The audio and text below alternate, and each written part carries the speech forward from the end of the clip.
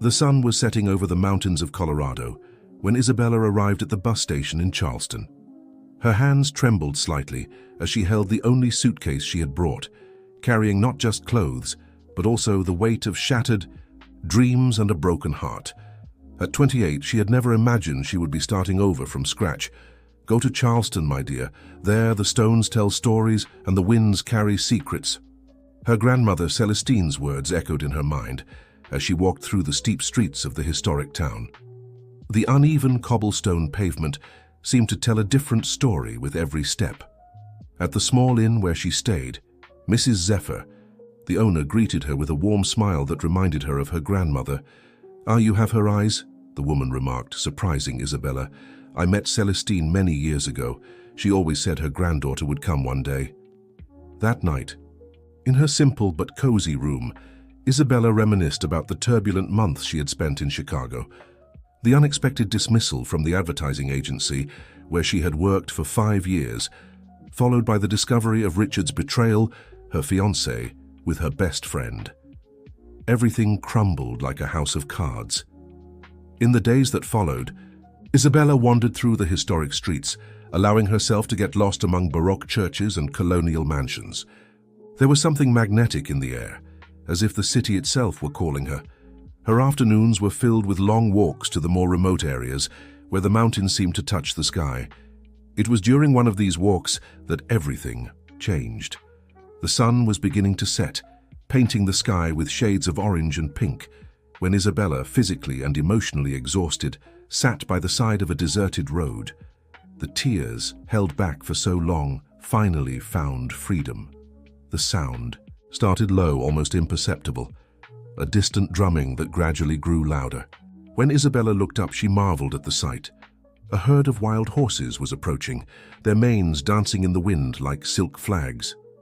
Among them, a majestic white mare stood out, her eyes seeming to glow with ancient wisdom. The white mare, separated from the group, approaching Isabella with a supernatural grace.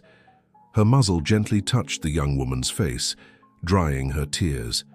The touch conveyed an inexplicable sense of peace and belonging, as if that moment had been predestined.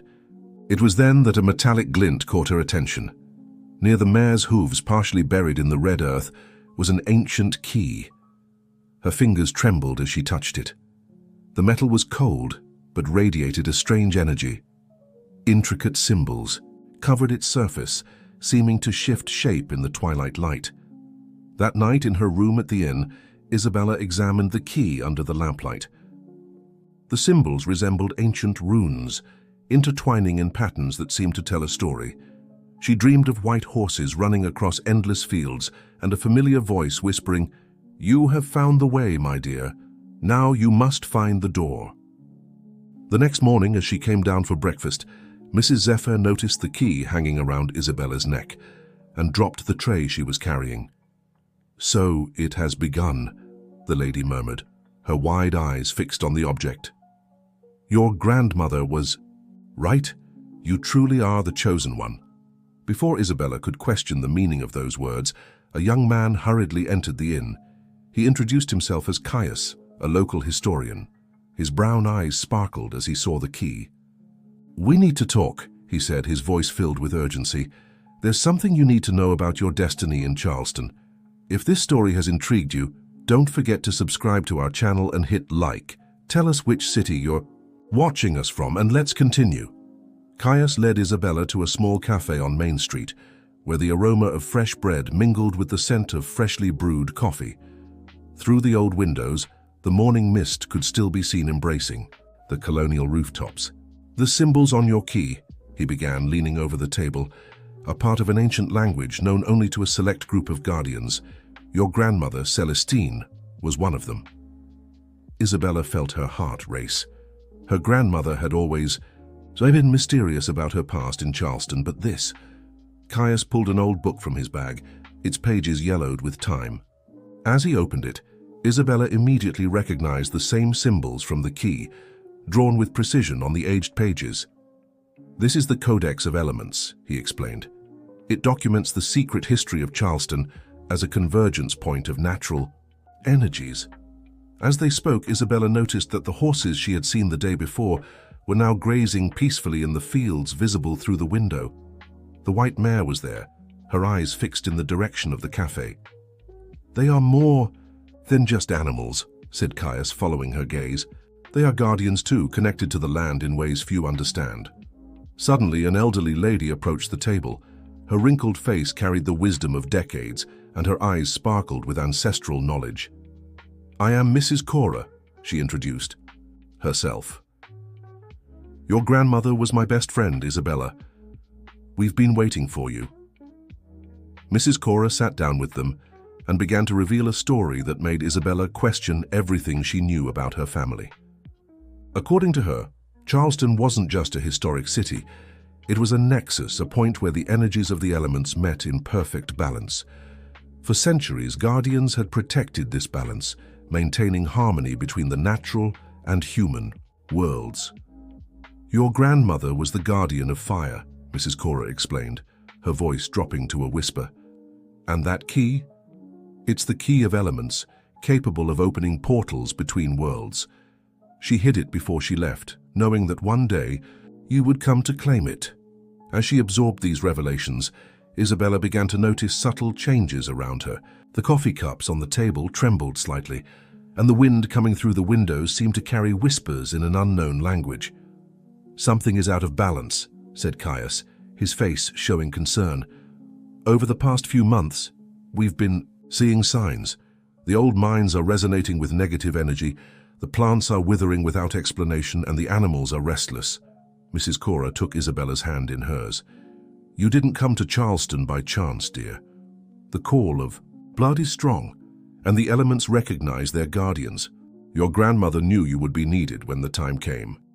At that moment, a distant rumble made the cafe windows shake.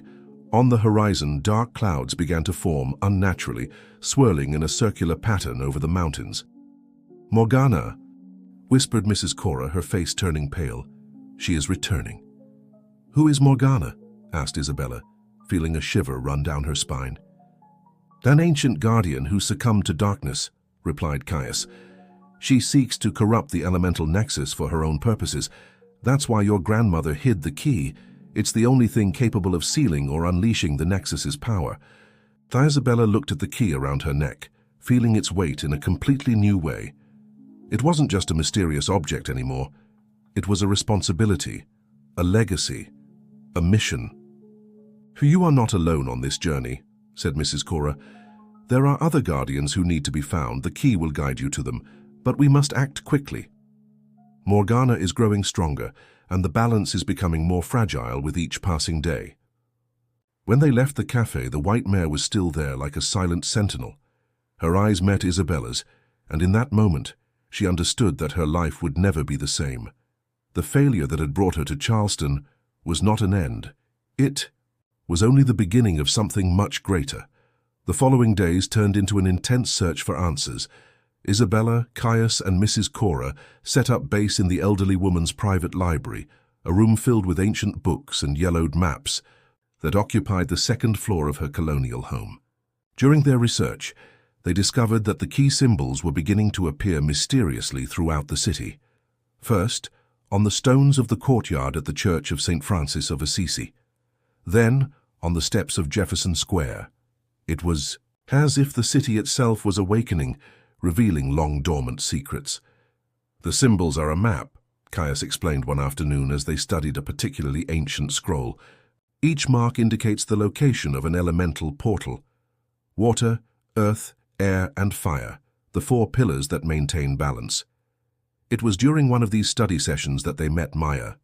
The young indigenous woman appeared at the library, doctor without warning, her dark eyes fixed on the key Isabella carried. "The river brought me here," she said simply. "The waters are restless, whispering warnings." Mrs. Cora smiled upon seeing her, as if she had been expecting her arrival. "The guardian of water," she announced. "The first element answers the call." Maya explained that she was descended from the first peoples who inhabited the region, long before the gold rush. Her family had always kept alive the connection to the sacred waters that flowed beneath the mountains of Charleston. "But something is wrong," she warned. The springs are drying up, and those that remain carry a bitter taste of corruption. That night, a violent storm lashed the city. But it wasn't a natural tempest. The lightning had a greenish hue, and the wind carried voices that seemed to laugh and cry at the same time. "Morgana is testing our defenses," said Maya, watching the storm from the window. "She knows we're gathering." The confirmation came in the form of an attack.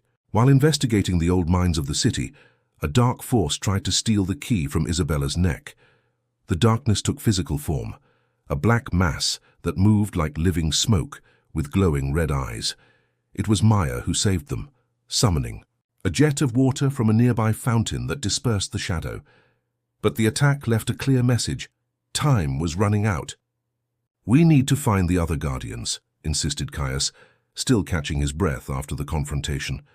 The prophecy speaks of 4 main ones, united by the 5th element, the spirit, represented by the key itself. Isabella ran her hand over the symbols on the key, which now pulsed with their own light. "How will we know who they are?" "The key will show the way," replied Mrs. Cora. "But you must hurry. Morgana isn't just after the nexus. She wants to corrupt the guardians themselves. With each passing day, her influence grows." The proof of this came the following morning. The flowers in the central square's garden had withered overnight, and a thick, unnatural fog covered the oldest streets of the city. The wild horses, including the white mare that seemed to follow Isabella, grew increasingly restless. It was Maya who noticed it first. "The elements are at war," she said, touching a stone wall that vibrated faintly. "Water, earth, air, and fire, all fighting each other when they should be in harmony." That afternoon, as they studied ancient maps of the city, a new visitor arrived at the library. Icarus, a young man with a melancholic appearance, carried with him a locket bearing symbols similar to those on the key. "The air currents brought me here," he said. "Something is disturbing the winds in the mountains." Mrs. Cora smiled again. "The guardian of air," she announced. "Now only 2 remain." But before they could celebrate the arrival of another ally, a scream echoed through the city. In the central square, a centuries-old tree had been corrupted, its leaves turning black and its branches twisting like snakes. "Time is running out," murmured Caius, watching the rapidly darkening sky. "Morgana is growing stronger, and we still need to find the guardians of earth and fire before it's too late. If this story has intrigued you, don't forget to subscribe to our channel and hit like. Let us know which city you're watching from, and we'll continue. The arrival of Icarus brought a new dynamic to the group. While Maya was impetuous and direct, like the waters she represented, Icarus was reserved and contemplative, his eyes always turned toward the horizon as if searching for something beyond the mountains. "The winds carry whispers from other places," he explained one afternoon, as the group explored the ruins of an old chapel in the hills. "They speak of an imbalance spreading far beyond Charleston. What happens here affects the entire world." It was during this expedition that they found Nina, the guardian of the earth. She literally emerged from the ground, rising from a hole that opened beneath their feet, when Isabella stepped on a spot marked with the symbols of the key. Nina was a sturdy woman with dark skin and curly hair streaked with grey. Her eyes had the golden gleam of the ore once mined from those lands. "The roots of the trees told me you would come," she said, shaking the dirt from her clothes. "The mountain is restless, trembling with fear of what is to come." With Nina's arrival, 4 of the 5 guardians were gathered. Only the guardian of fire remained unknown, a void that weighed heavily on everyone, especially Isabella. After all, it was her grandmother who had been the last guardian of that element. "Fire is the most volatile of the elements," explained Mrs. Cora during one of her meetings. "It can bring light and warmth, but also destruction. Morgana knows this and will try to use that instability to her advantage." The elder's words proved prophetic. The following night, a mysterious fire broke out in the forest surrounding the town. The flames had an unusual hue, purple and green, and seemed to move with a mind of their own, encircling specific points in the town. As the firefighters battled the supernatural fire, the Guardians realized that the threatened locations were not random. They were precisely the points where the key symbols had appeared. "She's trying to destroy the elemental portals," Caius shouted over the roar of the flames. "If she succeeds, the balance will be permanently broken." It was in that moment of despair that the last Guardian revealed himself. A young firefighter named Ravi managed to contain the flames in a way that defied logic. His hands seemed to command the fire, redirecting it and eventually extinguishing it. Exhausted and confused, Ravi fell to his knees before the other Guardians. "What is happening?" "Sohmi," he asked, looking at his hands, which still emitted a faint orange glow. Isabella approached, the key around her neck pulsing with an intense light. "You are one of us," she said, extending her hand to help him up. "The Guardian of Fire." With the 5 Guardians finally reunited, a new energy seemed to awaken in Charleston. The stones of the sidewalks vibrated subtly, the waters of the fountains flowed more vigorously, the wind carried ancient melodies, and at night the stars seemed to shine more brightly. But the joy of the reunion was short-lived. The morning after the fire, they discovered that the statue of Jefferson in the central square had been corrupted. The once shining bronze was now black and twisted, and the statue's eyes glowed with an evil red light. "It's a message from Morgana," said Nina, touching the base of the statue and feeling the corruption spreading through the ground. "She is openly challenging the power of the Guardians." That night, gathered in Mrs. Cora's library, the Guardians realized they could no longer delay the inevitable. It was time to face Morgana and restore balance. "The elemental nexus," began Mrs. Cora, unrolling an ancient map on the table, "is hidden in the heart of the oldest mountain in Charleston. That is where Morgana will attempt to corrupt the source of all elemental power." Isabella looked at the determined faces around her. Caius, the historian who had become her support and confidant. Maya, with her deep connection to the waters. Icarus, silent but always alert. Nina, strong and rooted like the mountains. And Ravi, still uncertain of his powers, but with an inner fire that could not be denied. "Tomorrow," said Isabella, her voice carrying an authority she herself was unaware of, "we will face Morgana and save not only Charleston but the balance of the entire world." As the group prepared for the battle to come outside, the white mare neighed at the moon. As if calling upon forces beyond human comprehension, the city of Charleston, a silent witness to centuries of history, awaited the dawn that would decide its fate. The dawn brought with it an oppressive silence. The cobblestone streets, usually full of life, were deserted. It was as if the city itself was holding its breath, anticipating the imminent confrontation. As the Guardians gathered near, Tale's house, preparing for the journey to the heart of the mountain, Isabella felt the weight of responsibility like never before. The key around her neck pulsed with an almost painful energy, as if trying to communicate the urgency of the moment. "Before we depart," said Mrs. Cora, her voice filled with concern, "there is something you need to know about Morgana." The elder hesitated, looking directly at Isabella. "She is not just a corrupted former Guardian. Morgana was your grandmother's twin sister, Isabella." The revelation struck the group like a bolt of lightning. Isabella felt her legs weaken, steadied by Caius. "How? Why?" she managed to stammer. Mrs. Cora sighed deeply. Celestine and Morgana were the twin Guardians of Fire, a rare and powerful phenomenon. But while Celestine embraced her responsibility with wisdom, Morgana was consumed by ambition. She believed the Guardians should rule the world, not just protect it. The story unfolded like a dark tapestry. Morgana had tried to seize control of the Nexus decades ago, resulting in an epic battle that nearly destroyed Charleston. Celestine, heartbroken, was forced to banish her own sister to a dark dimension, using the power of the key. "But the exile is coming to an end," concluded Mrs. Cora, "and Morgana returns more powerful and vengeful than ever." The group processed the information in silence. Ravi, in particular, seemed troubled. "Is that why the fire is so unstable?" he asked. "Because its original guardian has been corrupted?" Nina placed a comforting hand on the young firefighter's shoulder. "Fire has always been the most volatile of the elements, but also the most passionate, the most capable of transformation. Do not fear its nature, Ravi, embrace it. With this new understanding, the Guardians began their journey. The white mare, which Isabella now understood to be more than just an ordinary animal, led the way through ancient and nearly forgotten trails. As they approached the heart of the mountain, the landscape shifted subtly.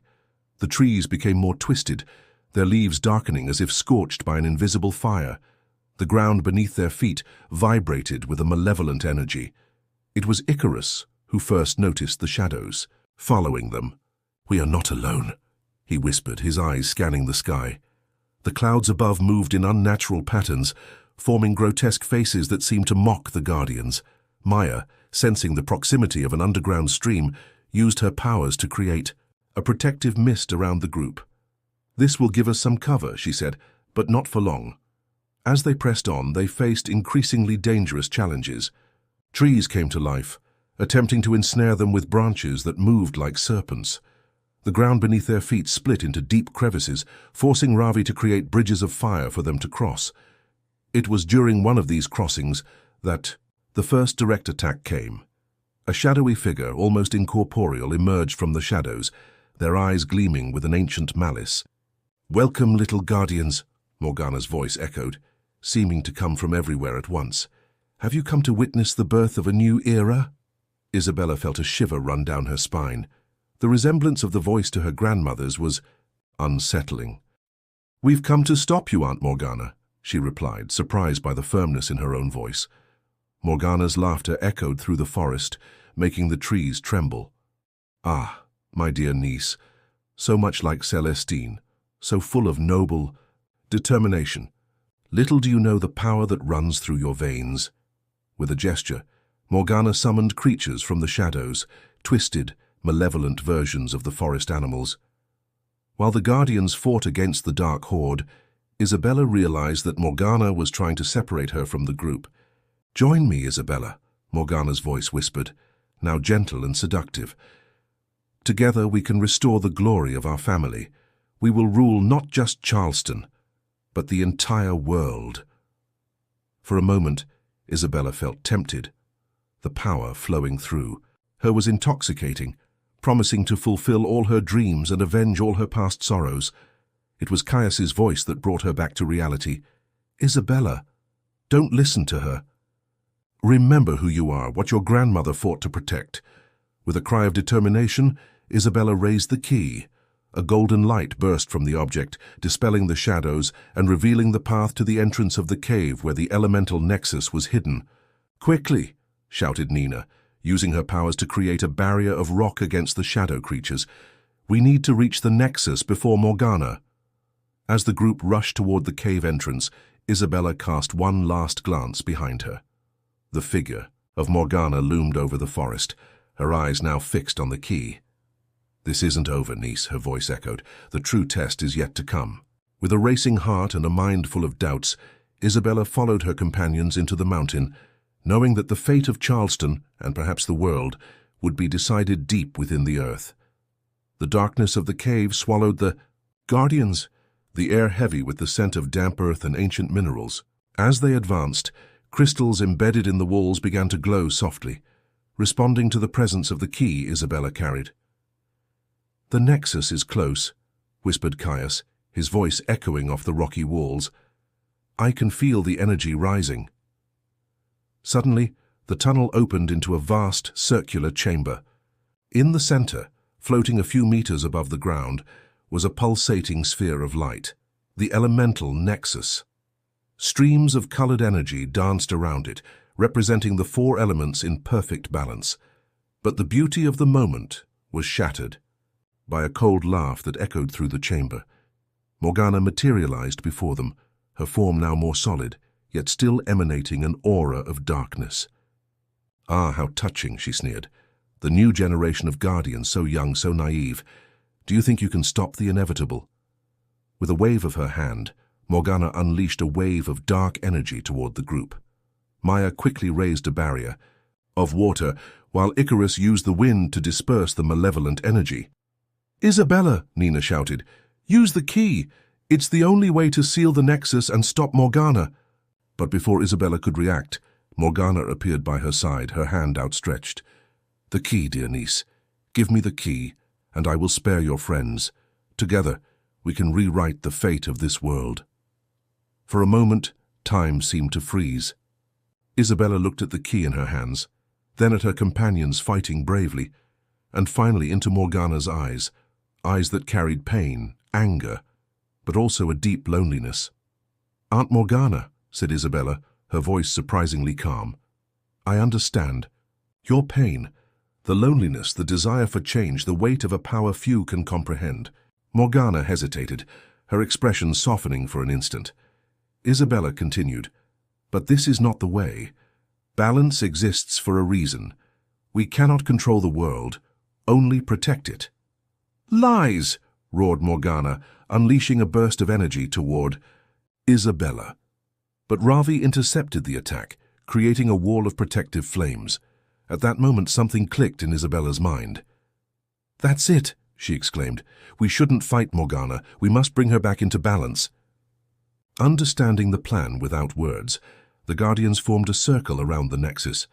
Isabella at the center raised the key, which began to glow intensely. "Water!" she called, and Maya channeled the energy of the underground rivers. "Earth!" And Nina made the mountain itself resonate with power. "Air!" And Icarus summoned winds that carried the whispers of ages past. "Fire!" And Ravi ignited a flame that burned with the passion of life. The energies of the four elements converged on the key, creating a vortex of pure light that enveloped Morgana. "No!" shouted the ancient guardian, fighting against the power. "You don't understand. I did this for us, for our family." Isabella stepped forward, the light from the key nearly blinding. "And it's for our family that we must fix this, Aunt. Not through domination, but through understanding." With a final gesture, Isabella touched Morgana's forehead with the key. A burst of light filled the chamber, and for a moment everyone was transported to an ethereal plane where past, present, and future intertwined. There they saw the full story, the childhood of Celestine and Morgana, their love for each other, the challenges they faced as twin guardians, and the fateful moment when their visions diverged. Tears streamed down Morgana's face as the memories flooded her.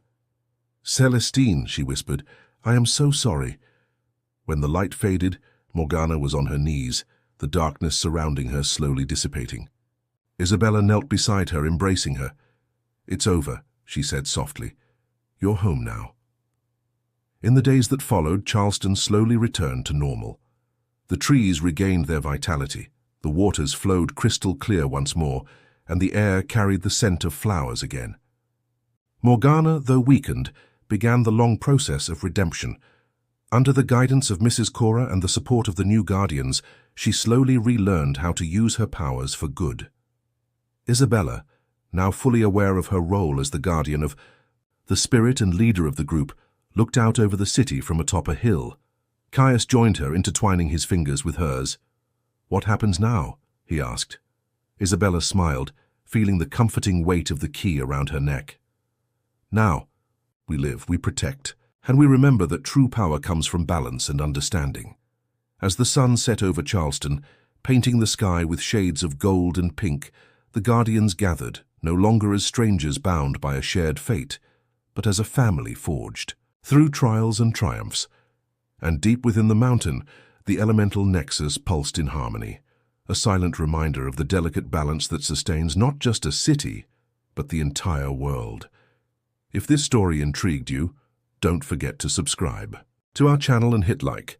Tell us which city you're watching from and stay tuned.